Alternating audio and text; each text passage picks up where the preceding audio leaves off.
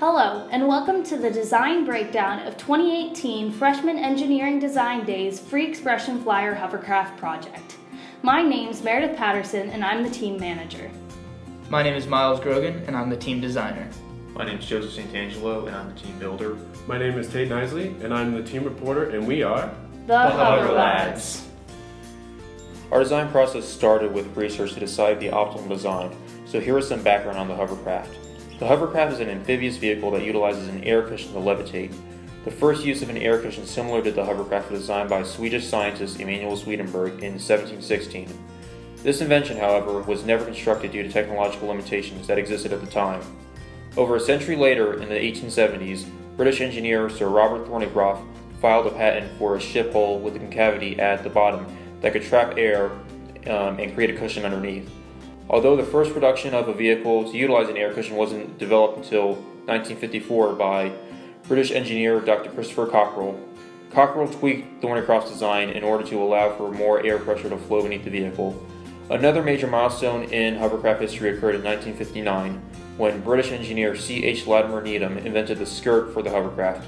Prior to this invention, these vehicles were only able to hover a few inches above surfaces which prevented them from clearing uneven water. However, the hovercraft skirt solved this problem by containing the air cushion in a flexible barrier, which allows for the vehicle to travel over uneven surfaces because pressure no longer escapes the cushion. We decided that our design would be a cross between C.H. Latimer Needham's skirt design and Cockerell's structured air cushion. This allowed us to keep structure at a small scale so as to ensure stability and levelness while still allowing for a pressure-filled, flexible skirt. After we decided on our design, we started with sketches and gathering materials. For the body of the craft, we decided on 1/2-inch insulation foam board. For the skirt, we used blue tarp.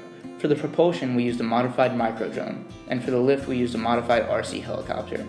After we finished collecting our materials, we started on our first prototype. The first prototype was a simple piece of tarp connected to styrofoam that we blew around with a hairdryer to test its inflation. We then constructed our second prototype with all working electronics. The building of the second prototype caused many struggles that made us rethink our design and make adjustments. The first few rounds of testing resulted in failure and breaking of various parts.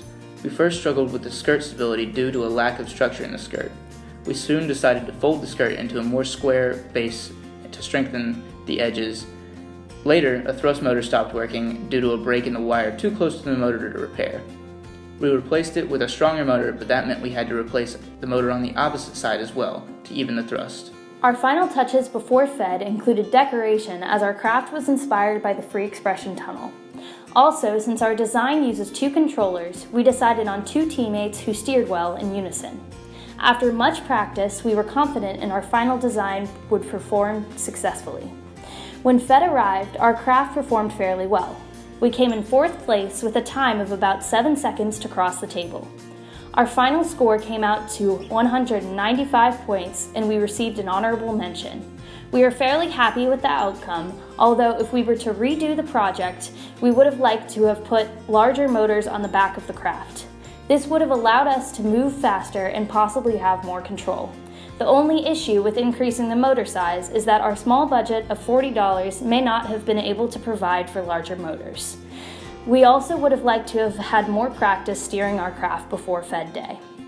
Lastly, our advice to future FED project members is to work hard and start early on your project. FED projects tend to come out much more successful when you have spent time thinking about and perfecting your design.